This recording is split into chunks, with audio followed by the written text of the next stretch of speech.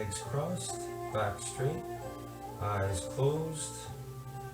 Breathing in through our noses and out through our mouths.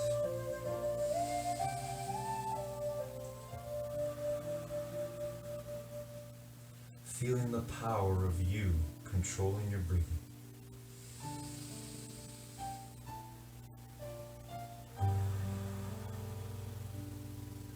Knowing, remembering, it's the same power we use to control our thinking.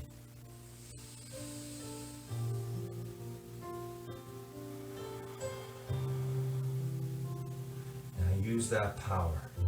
Use your determination to see in your mind today your best effort in all the exercises, stretches, movements we do here together.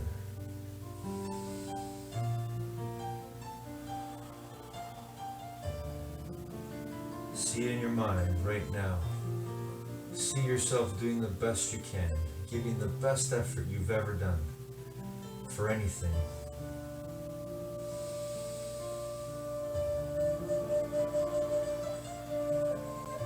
Maybe you want to visualize the last time we did these exercises and stretches together. Go there and think right now about what you could do better or differently this time.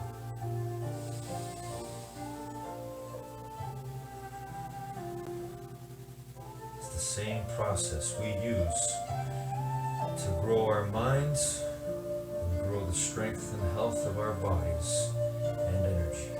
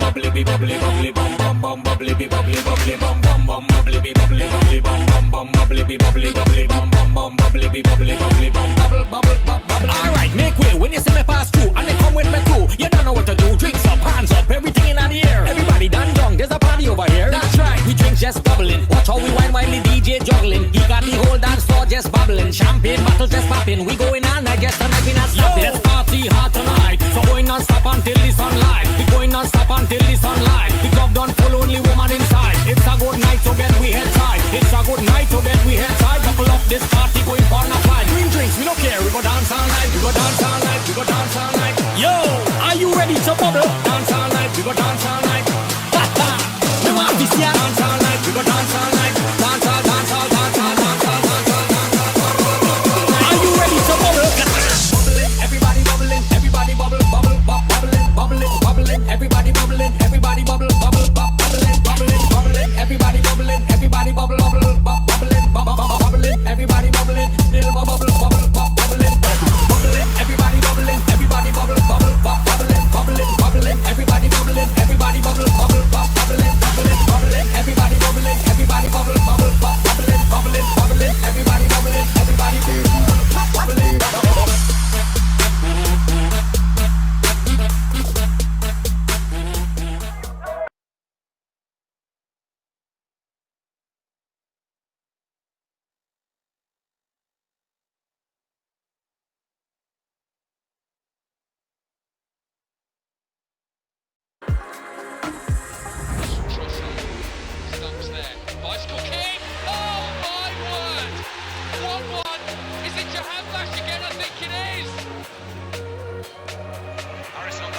towards the edge of the penalty area.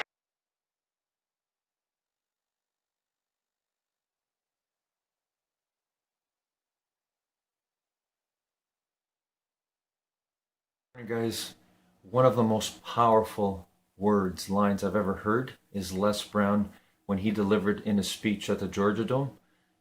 You are the one. You are the one that's going to make your true happiness, fulfillment, peace, success, whatever form you want, happen. It's all up to you. And we have to look at ourselves as being the one. Because ultimately, as Stephen Covey said, we are all just a one. But we are one that's unique, that's individual. So we got to change the paradigm, the thoughts, the way we look at ourselves. We're not mediocre. There's nothing mediocre about you. We're not like everyone else. You have to start changing that thinking process in your mind if you're going to truly be happy and fulfilled in your life.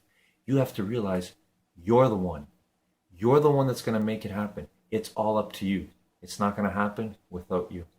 Have a great day, everyone.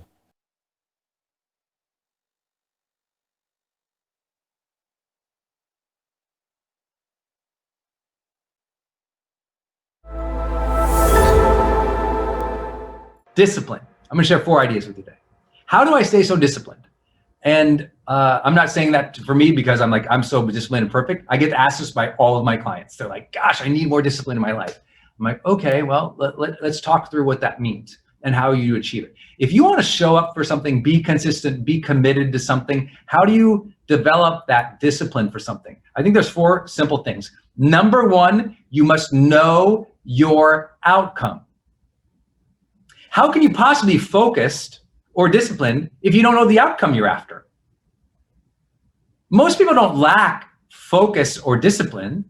They lack clarity that would give them the focus and the discipline. That's why the first high performance habits is seek clarity. We learned it from our research, right? Well, an outcome. What am I after here? What's the goal? What's the tangible or intangible thing that I know when I get there, when I see that, feel that, experience that, achieve that, that's what I'm after here. That some kind of outcome. You won't stay disciplined unless you can see, feel, sense, acknowledge intellectually what the outcome is we're after. If you're not disciplined on a consistent basis, it's because you don't know what you want. So don't beat yourself up that you're lazy. You just need to make a decision. You need to make a decision about what it is that you want. And it doesn't have to be what you want for your whole life, your ultimate grand purpose in the cosmos of the destiny of the universe. No. What do you want by Friday? What do you want by the end of the month? What do you want this quarter? It's like, start there. If you're really confused about the next 5 years of your life, please start with the next 5 weeks of your life. Come on. People don't understand. Clarity is built upon. You don't have the epiphany where everything's perfect. Very few people ever have a complete, perfect picture, epiphany moment of everything coming together in life. Very few people. Instead, usually what happens is as we move throughout our lives, we get a little more clarity what we like and what we don't like, what draws passion and strength and contribution and what doesn't. Know your outcome. You want discipline? Know your outcomes. Number 2, schedule. There is no discipline without a schedule. It's so easy. If your calendar doesn't have anything in it the next 6 weeks, don't be mad at yourself for lacking discipline. No one shows up on a day and goes, it's discipline day, and has nothing to do. Discipline requires the schedule. So fill out your schedule, work the schedule. Fill out the schedule, work the schedule. Fill out the schedule, work. As you fill out your schedule and you work the schedule, you get more self-trust. With that self-trust comes confidence. From that confidence comes more competence. We gain more mastery and we're in the game more. We feel good about ourselves. The progress mind loves it, eats it up. It's like, hey, we're doing it. We said we were going to do it. We did it. We moved towards our outcome today with a schedule. What an idea, right? But you and I both know it's easy to get off track with this. So number 3, you want to be more disciplined, you're going to have to delegate more. You want to be more disciplined to what really matters for you. You're going to ask for assistance, for help. You're going to have to build the team. You're going to have to socially engage people to support your focus. It's just real. Like every writer I know who's become a major writer has assistants, meaning they get something, their spouse, their partner, their agent, a personal assistant, somebody is helping with the part of their life so they can focus on that thing, right? It's hard to be a disciplined writer if you're doing everything under the sun. You need time to be able to write, which means there's some things you can't handle by yourself. And you're gonna have to delegate that. And if you're like, well, Brendan, I don't have anyone to delegate to, then I'm like, then stop saying yes to everything under the sun. Stop putting more and more on your plate when you can't handle what you already got, babe. We got to go, no. If I want to be disciplined, I got to choose a few things. Say no to the rest. Delegate the rest. And do what is here. You don't lack discipline. You're taking on too much. You don't lack discipline. You're taking on too much, or you don't have a schedule, or you don't know your outcome. Outcome, schedule, delegation, and last thing is, I think this is really a critical thing for us in aliveness and fulfillment and connection in our lives. Often we don't have discipline because we've set up no reward and reflection in our life. And what I'm always trying to tell my highest performers, reflection is a reward. Reflection, it's a reward. Like sitting down and allowing your processing mind to think of all that you've been through and how beautiful it was and how grateful you are for it. We don't lack discipline because discipline feels like always the grind, unless we stop the grind once in a while, look back and go, wow, look how far I came. Let me celebrate this small win. Let me take myself out to dinner tonight. Let me write down a few of the things I've learned and share them. Let me give thanks or prayer or meditation towards the great things that have been happening for me. I think as soon as we realize that, it's just a whole different experience of life. I'm disciplined because to me, being disciplined doesn't sound like I'm disciplining myself. What it means is I am reflecting and rewarding myself for my progress. It's so important for you to hear me say this. If you're lacking discipline, probably is because you've never rewarded yourself. You've never reflected on how far you've come. You still think you're the same as you were in your 20s and your 30s. It's like you've come so far and you're still thinking like that kid because you let your protecting mind, your processing mind, your progressing mind run rampant without the peace practices, without those moments of purpose. If you want to be disciplined this month, know your outcome, put it on the schedule, delegate it or say no. And fourth, reflect, reward yourself. I do again, with my high performance planner, I do my weekly reflection in every major area of my life. I just look at it and I think oh, what a blessing. This is going good. Or oh, I could do better here. And the reward is the reflection. The reward to me is learning. The reward is developing competency. Reward doesn't have to mean I have this much more in my bank account or, these many more people following me. The reward is I'm growing. Growth days. To me, discipline requires growth days. Having the growth days and rewarding and celebrating, reflecting upon the growth days. I'm disciplined because I've gotten so many hits of joy and learning by pushing myself as a growth day, but reflecting on those growth days to do, that was a good day. What did I learn about myself? And I'm growing every day. So discipline gets easier. Discipline gets way easier as you engage growth more. Discipline gets hard when you went a season without even thinking about yourself, taking care of yourself, not sleeping, poisoning your body, not engaging in personal development, instead of just engaging everybody's dramas. And now you're exhausted. You know when it's hard to be disciplined? When you're exhausted. So you take care of yourself. You recognize it. You reward it. You delegate it or say no. All of these things I hope will help you have an awesome March.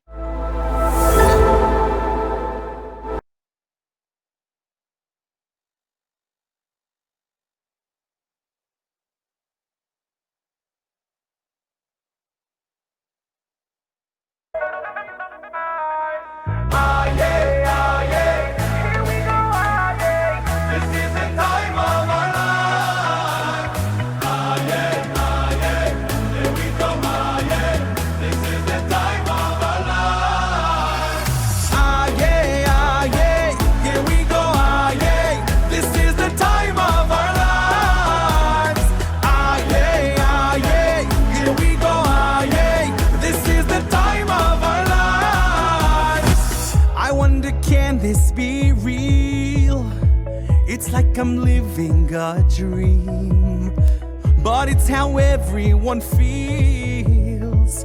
We all unite with one feel. So let's wave our hands. We can sing, we can dance. We are strong, hold on tight. From afar we unite. Ah yeah, ah yeah, here we go, ah yeah. This is the time of our lives. Ah yeah, ah yeah, here we go, ah yeah. This is the time of our. This is the time of our. Ah yeah, ah yeah, here we go, ah yeah. This is the time of our lives. Ah yeah, ah yeah, here we go, ah yeah. This is the time of our lives. I love this moment right now. No one can take it away. So let it happen and how. It's why I cherish each day. So let's wave our hands. We can sing, we can dance. We are strong, hold on tight. From afar we unite. Here we go. Ah yeah, ah yeah, here we go, ah yeah. This is the time of our lives. Ah yeah, ah yeah, here we go, ah yeah. This is the time of our lives. Ah yeah, ah yeah, here we go, ah yeah. This is the time of our lives. Ah yeah, ah yeah, here we go, ah yeah. This is the time of our lives. What we see, destiny. Realize now we all know the greatest.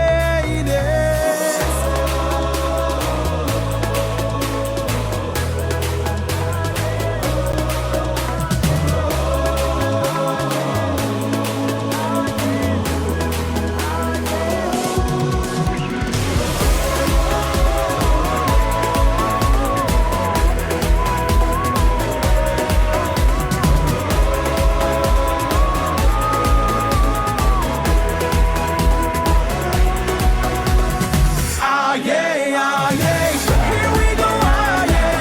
This is the time of our lives. Ah yeah, ah yeah, here we go, ah yeah.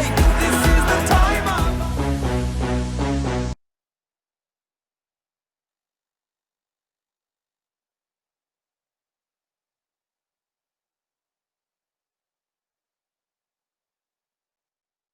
Loads in the box to aim at. Ball breaks for Ealing. Oh! From Luke Ayling! He's even got the ponytail out. He crashes the ball into the top corner.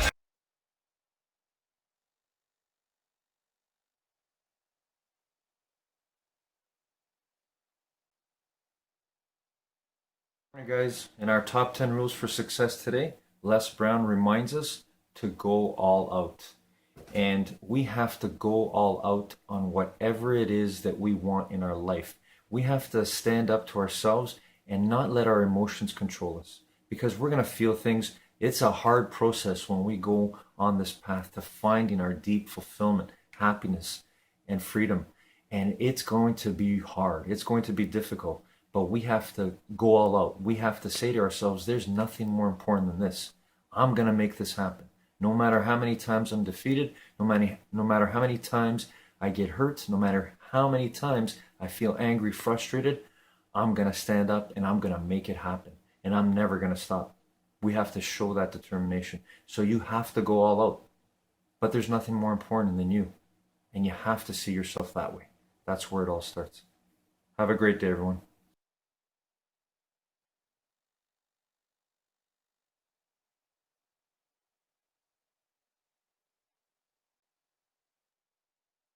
It's something I encourage a lot of entrepreneurs to think about. I think a lot of people, they will go from their full-time job, quit, they have very meager savings, and suddenly they're like, this has to work. Well, now you've put yourself in a bad position. Either start it while you have a full-time job, do it on the side, and don't tell me you don't have time, you have time. And the second thing is, build up your savings. Your savings are gonna give you the runway or the flexibility to try different things. A business is not easy, especially going from 0 to 1, it's pretty hard. And if you're under a time crunch where you have like 2 months of cash left, you're gonna start making bad decisions. Yeah. Need motivation? What's your top 10 of Believe Nation? Hey, it's Evan Carmichael, and I make these videos because in my first business, I was making $300 a month. I quit on my business partner, and the thing that saved me was studying the stories of super successful entrepreneurs. So I hope that this story today helps give you the motivation you need, because I still need it too myself. So today, let's learn from one of the best, Ramit Sethi, and my take on his top 50 rules for success.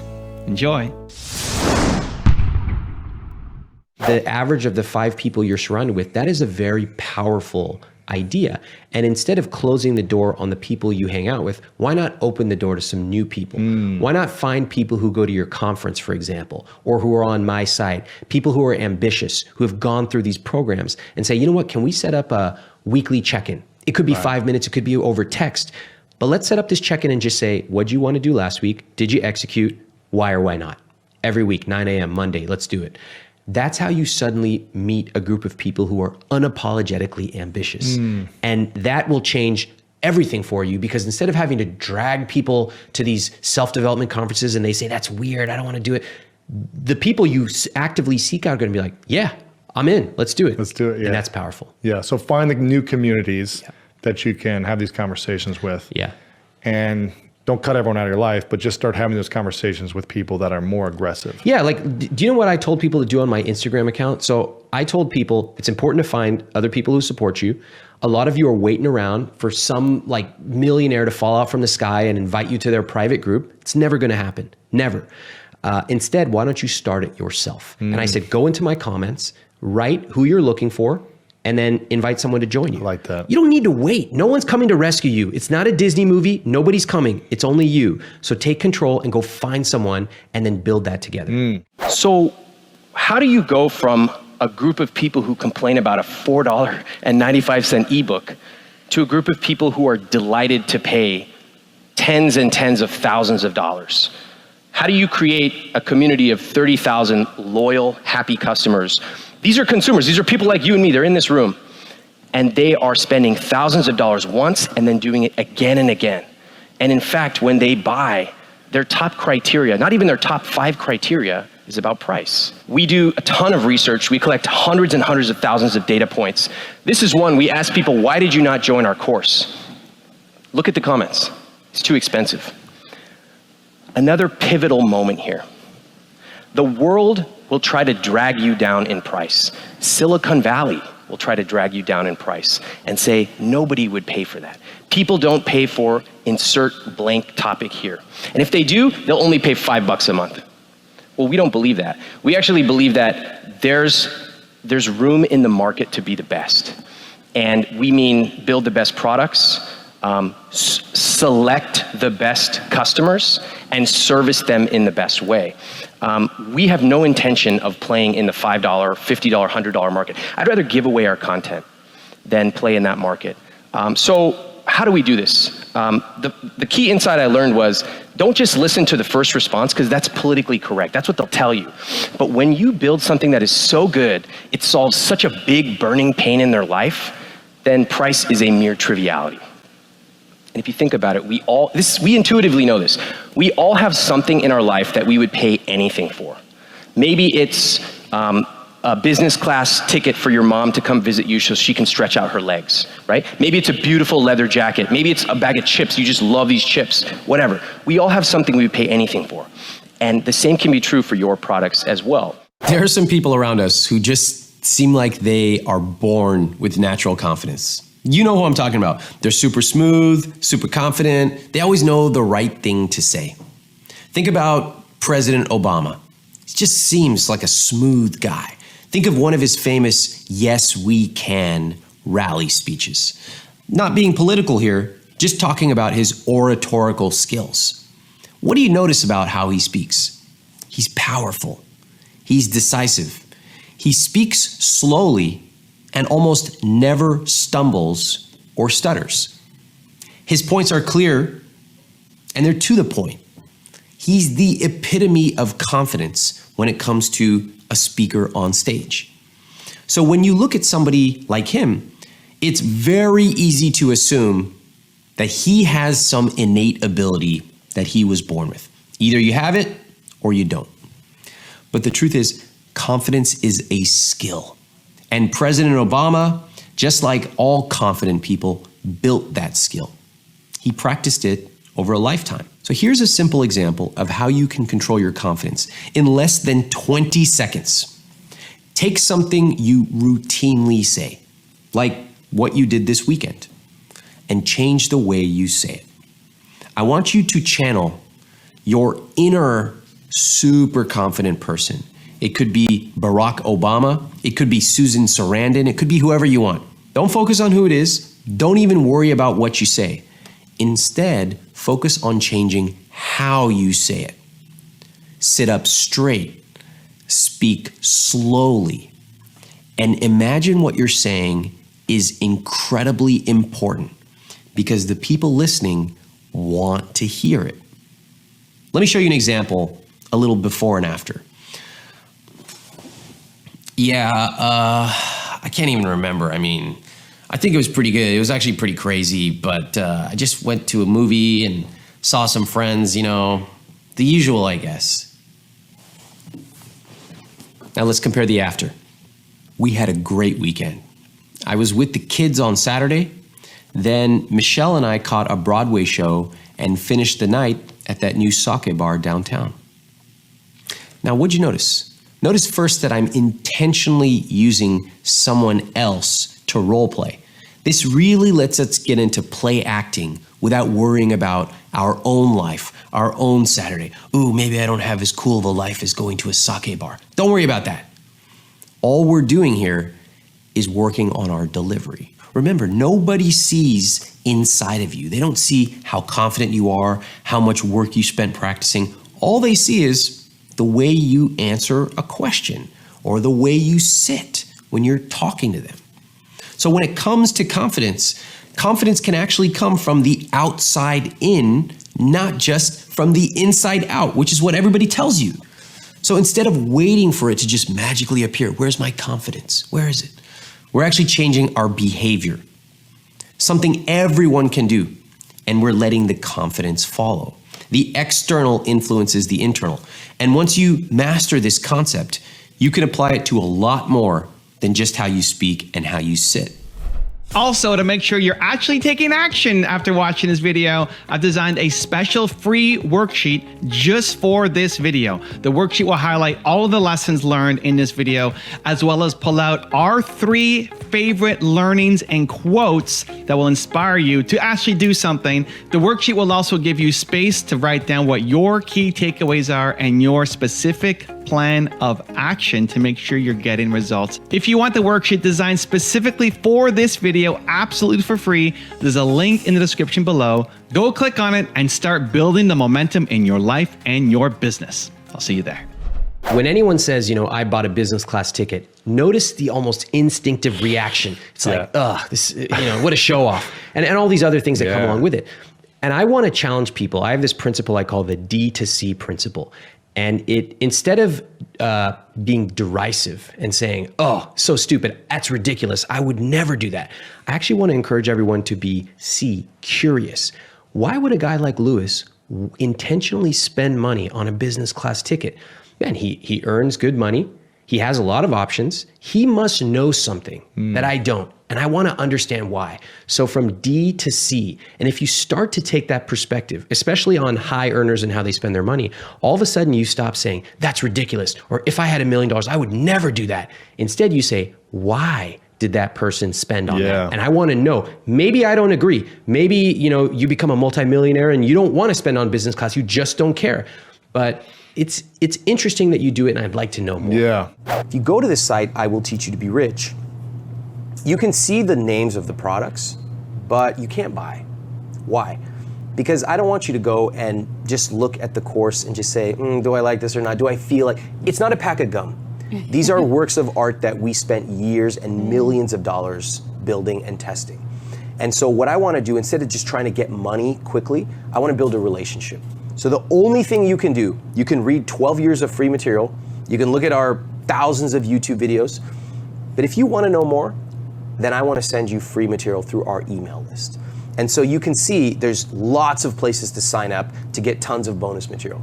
Now, if you do that, suddenly you and I have a relationship, and I can send you emails and on and on. So we have, many hundreds of thousands of people who are on our email list, and they get emails from us 4 or 5 times a week. Isn't that a lot? Yeah. Well, a lot of people, I've heard that I email more than people's girlfriends, boyfriends, moms, dad. I say I love it because our emails break all the rules. They're really long. People say, oh, nobody has time. Make it quick. Wrong. If you have something interesting to write, people will read 20-page long emails. Wow. And we don't allow people to buy until the time is right. When the time is right, we open up our course. You can join if you choose. If not, that's totally fine. Who here has felt some sort of rejection in the last 30 days with your business? Come on, don't bullshit me. Everybody does. And the crazy part is they won't tell you the truth. They'll never say, you spent the last 4 years of your life building a photo sharing app, and the truth is, I don't really care if my photos aren't organized. They'll never tell you that. Just be like, I think the price is a little high. Remember that $5 ebook I created? I had people who were like, Ramit, love the ebook, but I don't trust PayPal.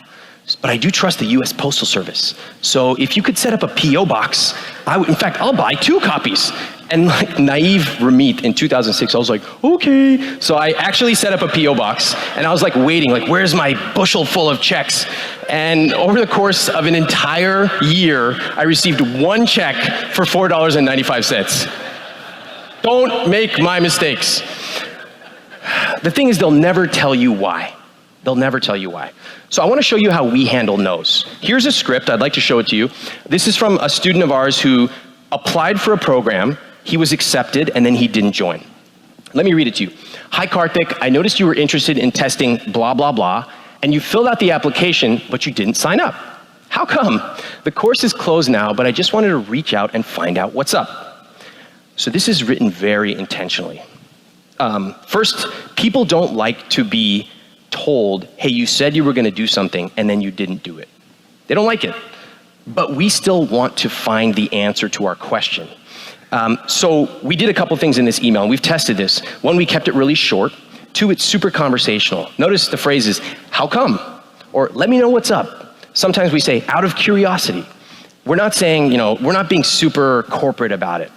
And then 3rd, we have to be really clear. We're not trying to sell. In fact, the course is now closed. We cannot collect your money. We don't want it. We get massive responses. So if you have had people who are on your email list or in your customer base, they have not bought something from you, you're sitting on a gold mine. The type of answers we get from this are amazing. They'll say things like, well, I'd love to join, but course looks awesome, but I'm in Australia and I can't fly to New York. We're like, dude, it's an online course. But that's not their fault, it's our fault for not communicating that. Or we get people who say, this course looks amazing, but it's really expensive and I can't convince my husband or wife to buy into it. That's actually really valuable, so now we can add that to our FAQ. So we collect these data points at every stage of the customer experience. Before the product, in the product, if they refund, et cetera, et cetera. I can't tell you enough, you have to listen to the customer. Why is it hard for us to talk about money? Why is it scary? Yeah. Why don't we talk about it enough with our friends, our family? Why is that? There's one great study showing people would rather talk about their sex lives than their amount of credit card debt. I love that. I think that's totally true. It's true. 100%. And think about what money means. It means that you were successful in this culture. And I am here, people know me as the I will teach you to be rich guy. And I have always said money is an important but small part of living a rich life. Just because you make more or less doesn't mean we're better friends. Not at all. It has nothing to do with that. But it is important for people to be in control of their money, whether they're making $15 an hour or $15,000 an hour. And there are people I know who make that. So that just simply shows, are you in control of your life? at whatever level you are. It's embarrassing for people. They're never taught this. And then suddenly they graduate and they're supposed to know what tax withholding is and what a 529 and 401k and all this crazy stuff is. Nobody taught it to them. So my goal here, the reason I'm talking about this is for people to feel more confident about their money, for them to take control, and for them to stop being afraid and listening to random people giving them advice. Who are your money mentors? Who's been your mentors? You know, I've studied most of the greats, and I read their stuff. I think it's absolutely fascinating to know from different types of investors, different types of personal finance personalities, but the people that influence me most come from the world of psychology. They come from different worlds. So we have an amazing professor, BJ Fogg, one of my mentors, Brian Wansig at Cornell, who wrote an amazing book, Mindless Eating, which is so close to money. It's just about food. All these guys, Cialdini, of course, who teach us about the true theoretical psychology of why we do what we do. Those are the people who actually influence me the most. I actually want to make the case against extreme frugality. Everybody, everywhere you turn, you hear people telling you what you can't do with your money. No lattes, no jeans, no vacations, save it up in a little treasure box, and then one day, when you can't even see anymore, then you'll be able to take the greatest vacations of your life. Who wants to live like that? I would rather you set your automatic savings goals, you set your automatic investing goals, and then you take the rest of your money, your guilt-free money, and you spend it extravagantly on the things you love. One way, very simple, when you go to the grocery store, maybe you buy a bunch of pre-cut vegetables. Now, when I was growing up, my mom thought this was a huge waste of money. I now think it's a great use of money because it buys back my time. Another thing you can do, a lot of people live in New York, hire a dog walker. You have a dog, you may not have time to walk that dog in the middle of the day, boom, dog walker, done. And then as you become even more successful or more strapped for time, there are even more ways that you may want to spend your money. You may want to hire an assistant to help plan your travel. You may want to spend for a business class flight because when you arrive, you're getting straight to work. These are all different ways that you can be thinking of buying back your time. As a general rule of thumb, I want you to be saving 5 to 10% of your take-home income, and I want you to be investing 10% of your take-home income. If you do that, you're on a good track. And that means that the rest of your money after your fixed expenses like your rent or your mortgage is guilt-free money. I didn't ever start the site to generate revenue. So it was a blog. In fact, I didn't generate a cent of revenue for about 3 years. And I didn't put ads, I didn't do anything because I didn't want people to think that this was some way for me to make a quick buck. I mean, the name of the site alone, it already kind of makes you like, who's this weird guy? So eventually, about 3 years after starting it, I said, I want to just try selling something on the site. I'd never sold anything online. And this was late 2006. So there weren't a lot of people selling a ton of stuff online, but I said, let me put together a small ebook.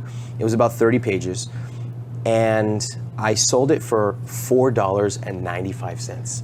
And I absolutely love this because, first of all, that number is so small. And now, you know, we have courses that sell for over $12,000. Yeah.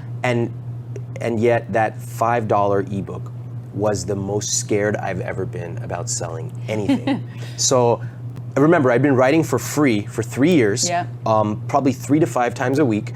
I had a community that was really loyal. So these people there were like hundreds of comments on posts. And I'm like, oh my God, I'm gonna post this. So I post the ebook. It was a good ebook, and it was beautifully designed.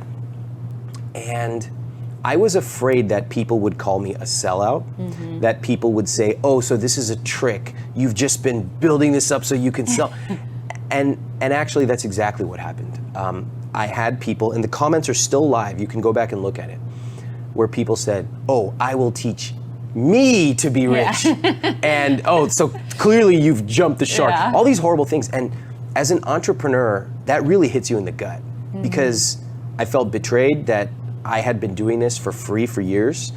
And I felt that people were questioning my ethics, that why would I play a 3-year trick, right? And just all these, and also when you think about it, is selling really tricking someone?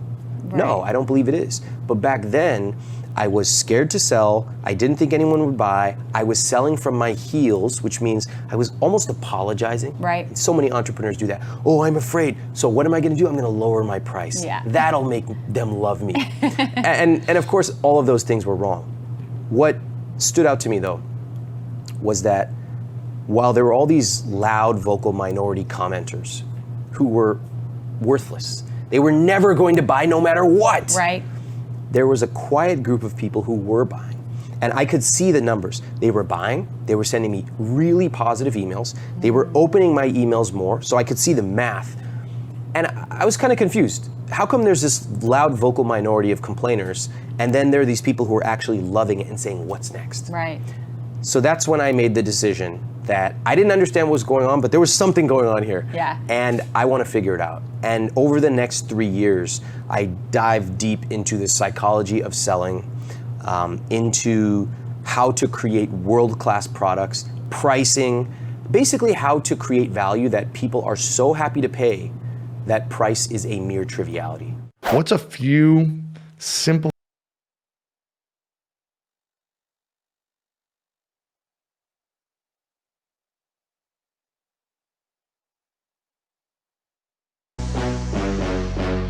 Yo, DJ Rafi, you ready? I'm ready. Are you guys ready? Let's go! We shake it off. Now turn around. We don't let no bad vibes get in our way. Put your hands up in the air. When we dance, we don't care. Wave left, now right. Then turn around and one more time. Shake it off, turn around. Don't let bad vibes get you down. Put your hands up, wave left to right, then bring it all back to the other side. Shake it off, turn around. Don't let bad vibes get you down. Put your hands up, wave left to right, then bring it all back to the other side. Shake it up, turn around. Don't let bad vibes get you down. Put your hands up, wave left to right, then bring it all back to the other side. Shake it up, turn around. Don't let bad vibes get you down. Put your hands up, wave left to right, then bring it all back to the other side. Some days you'll feel like you're on top, but some days go down like a big old flop. But I know what to do when I'm feeling blue. I just gotta feel the groove. Don't care what others say. No one's gonna ruin my day. Put a smile on, don't be shy. Begin to dance, it's worth a try.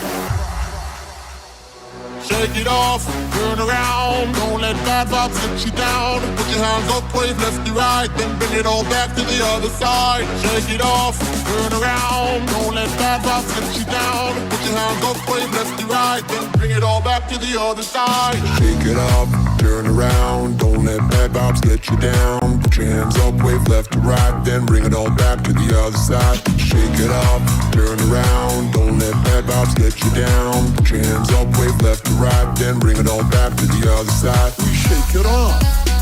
Now turn around. We don't let no bad vibes get in our way. Put your hands up in the air. When we dance, we don't care. Wave left, now right. Then turn around and one more time. Shake it off, turn around. Don't let bad vibes get you down. Put your hands up, wave left to right, then bring it all back to the other side. Shake it off, turn around. Don't let bad vibes get you down. Put your hands up, wave left to right, then bring it all back to the other side. Shake it up, turn around. Don't let bad vibes get you down. Put your hands up, wave left to right, then bring it all back to the other side. Shake it up, turn around. Don't let bad vibes get you down. Put your hands up, wave left to right, then bring it all back to the other side. Shake it off, Turn around. put your hands up, wave left to right, turn it around. Shake it off, shake it off, shake it off, shake it off. Now turn around. We don't let no bad vibes get in our way.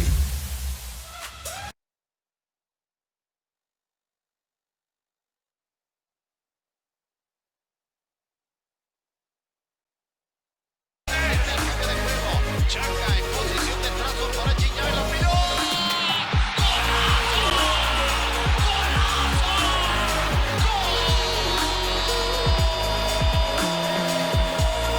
Mucho tiempo en el fútbol español.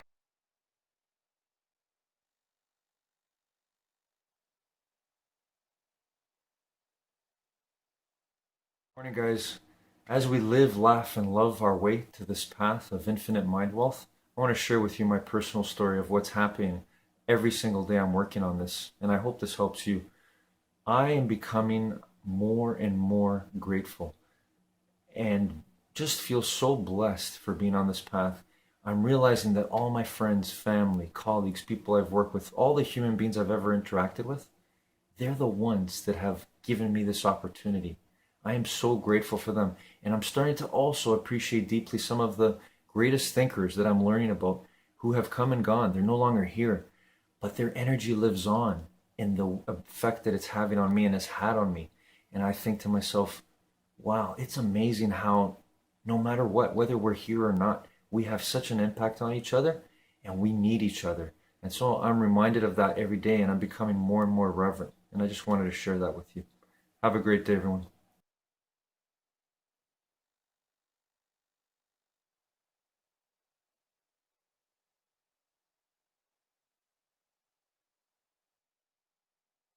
I see so many entrepreneurs limiting their business growth because they're trying to find the solution to their problem in the business. And the challenge is not the business. The challenge is your self-esteem about who you are, who you're becoming in the business. Your fear of failure, old conversations. I don't want my family to look down on me and I sacrifice so much. Or the fear of success. For so many of us, me included, it wasn't, what if it doesn't work? My biggest challenge was, oh my God, what if it does work? Give yourself grace. Understand that your timeline is probably way too fast. Someone told me years ago, Lisa, it's gonna cost you twice as much as you thought it would, and it's gonna take you 3 times longer than you thought it would take you. Man, I didn't believe him. Like, whatever, you don't know me. And then it happened. My $100,000 budget was really $250,000. You would be blown away if I told you what I thought I was gonna do in 1 year. What I calculated in 1 year actually took me 5. So have grace. Give yourself grace. Need motivation? Watch a top 10 with Believe Nation. Hey, it's Evan Carmichael, and I make these videos because when I started my first business, I really struggled to believe in myself. I was making $300 a month and quit on my business partner. And the thing that saved me was watching the stories of successful entrepreneurs. They gave me strategies as well as hope and belief that just maybe I could do it myself as well. And I hope that this video here today helps you get a little bit more belief in yourself, because I still need the videos for myself today too. So today let's learn from one of the best, Lisa Nichols, and my take on her top 10 rules to success. Enjoy. Rule number 2 is practice gratitude. It's been a challenging few years and we've adjusted to a new normal. I invite you to practice gratitude. I know you probably already do, but maybe expansive gratitude is what can really make this season feel a bit more special. Whether it's for a friend's smile, for a lesson learned, for the things that you've accomplished this year, for the things that you've held tighter onto, or maybe the things that you released. Like, what are the things that you could be grateful for? The roof over your head. I believe that our biggest blessings are the things that are for free, the things that can't be purchased, the things that won't be reported, the things that can't be marketed. I believe it's those things. For the breath in our body, for the ability to comprehend this message. One thing I'm incredibly grateful for is you. I mean that from the bottom of my heart. We've had to navigate through some interesting dynamic moments, and I'm grateful for my tribe. I'm grateful for my community. I'm grateful for you.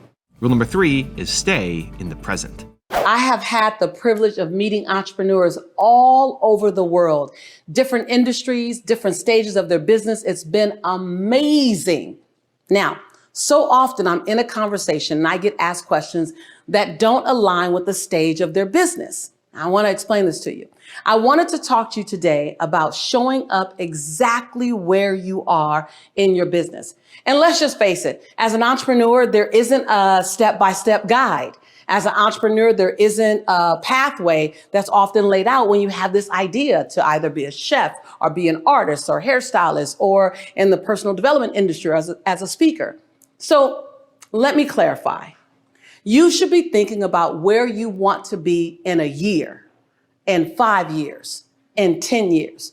But if you only have a chance to ask one question today, then ask something that's going to put you into a forward moving motion right now, not 6 months from now, not 18 months from now. So often when I'm in open coaching sessions, People are asking me questions that don't apply to them and their business right now. They have big dreams, which you should. But your question for coaching and for direction should not be based on where you're going to be in 6 months or in 12 months.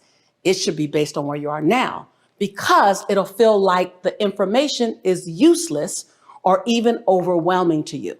Rule number 4 is be open to change. I remember when I first heard the word pivot.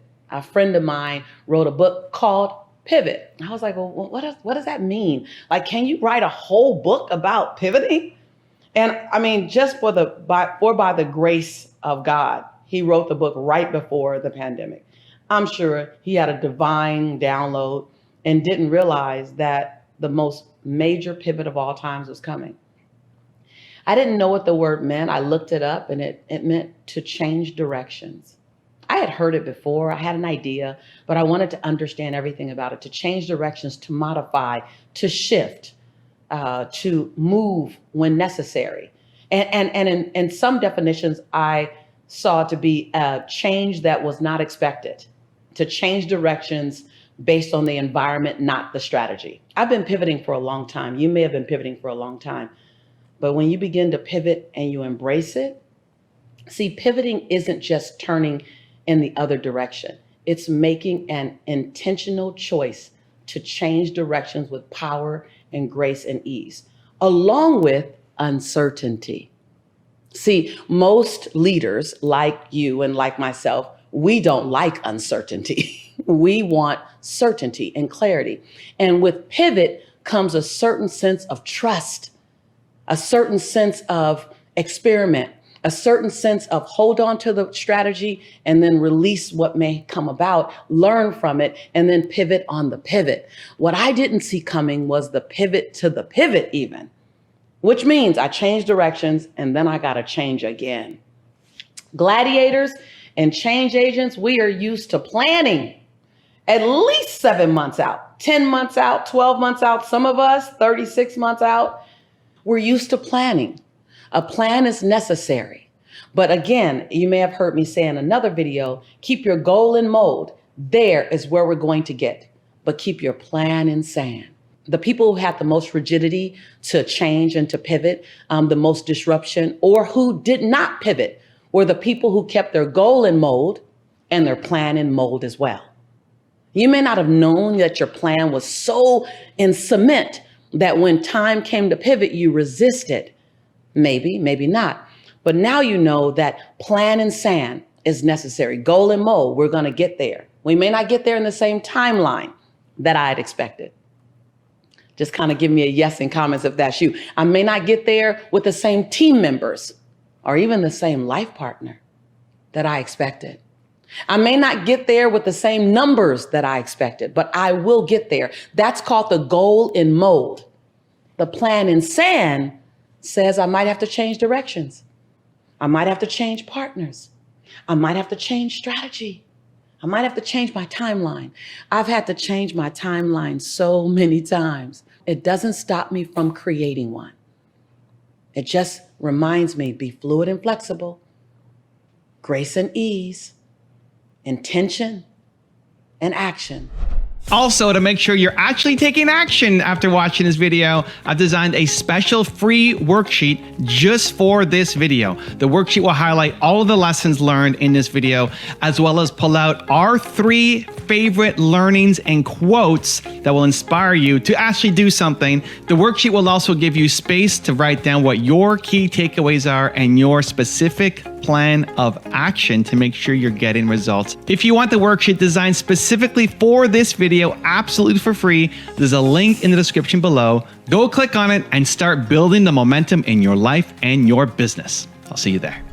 Rule number 5 is focus on your vision. I keep getting distracted by minor stuff that steals my time and energy and leads me off on tangents that aren't beneficial to me, my life, my vision, or my business. Lisa, how do you stay focused on your vision? Well, Anna, this took me a while to get, because if you are a creator, if you are an entrepreneur, if you are, if you are an artist, then it's natural for us to create. Now, the most challenging part of being the artist, whether you're an artist in makeup, you're an artist in hair, you're an artist in videography, you're an artist in transformation, you're an artist in content. An artist is an artist. And I didn't consider myself an artist for years because I don't do the dance or sing or makeup or hair. But I realized that I'm an artist of content. I'm an artist of transformation. So as an artist, and that's your technical skill set, it's easier to create and stay in that zone. That's the exciting part. New programs, new content, new approach. And the space that most of us get distracted on, and I don't get distracted in this area anymore, but I had to build this muscle. I used to always get distracted. Matter of fact, I was so distracted in my business and my vision that I didn't even think that it was my job to do the back end.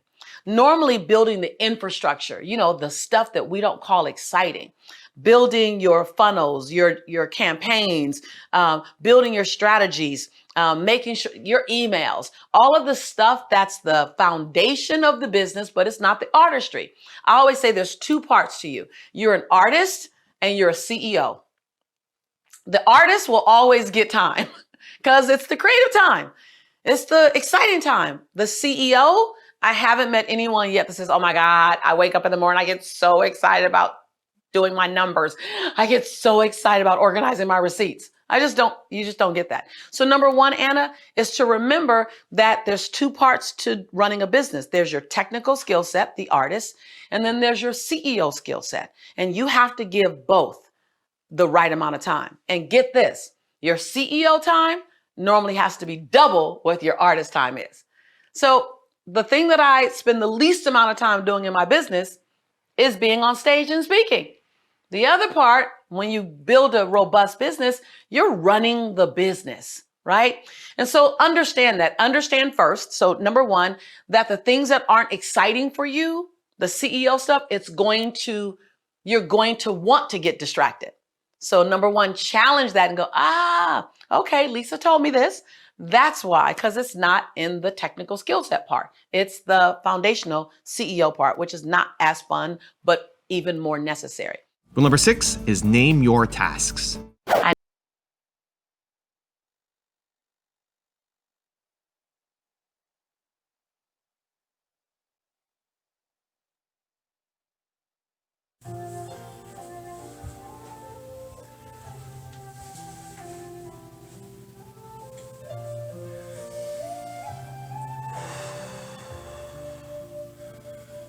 And here we are again.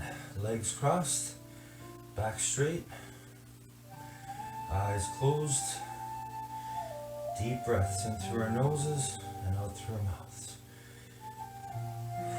The way we began.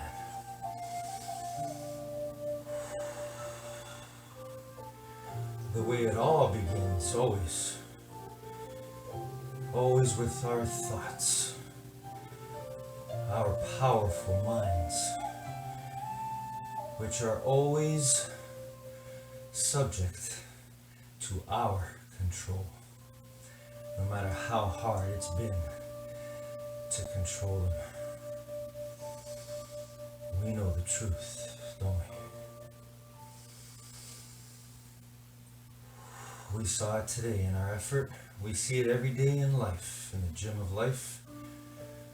We know that we have the power to determine what thoughts we will act upon, and therefore we also have that power to determine what feelings we will allow to flow out and through us.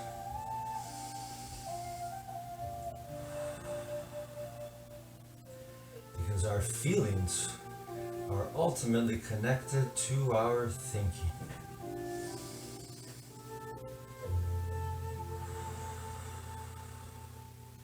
And if we control our breath with our thoughts,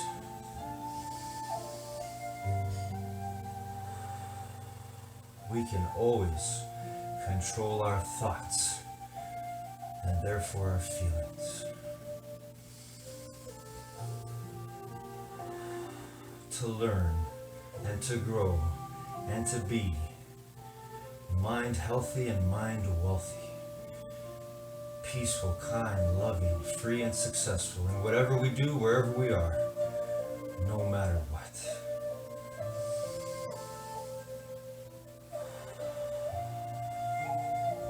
That's why we are already, whether we know it or not, determined nation.